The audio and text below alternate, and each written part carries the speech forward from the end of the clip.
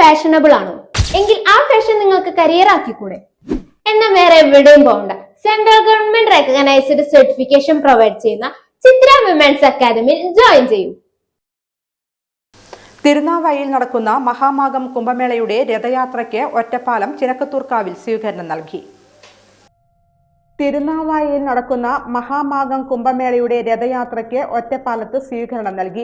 പാലപ്പുറം ചിനക്കത്തൂർക്കാവ് മൈതാനിയിൽ വെച്ചായിരുന്നു സ്വീകരണം നൽകിയത്. കഴിഞ്ഞ ദിവസം പാലക്കാട് ജില്ലയിലെ വിവിധ ഭാഗങ്ങളിൽ സ്വീകരണം നൽകിയിരുന്നു. തമിഴ്നാട്ടിലെ പ്രയാണത്തിന് ശേഷം 21-ന് പാലക്കാട് കൽപ്പാത്തിയിലെത്തിയ രഥപ്രയാണത്തിന് കൽപ്പാത്തി, വടക്കൻതറ, യാക്കര, കൊടുന്തരപ്പുള്ളി, കണ്ണോട്ടുകാവ്, ആര്യക്കാവ് ആശ്രമം, മങ്കര, മിനി ശബരിമല ക്ഷേത്രം, പാമ്പാടി, സോമേശ്വരം ക്ഷേത്രം എന്നിവിടങ്ങളിൽ സ്വീകരണം നൽകി.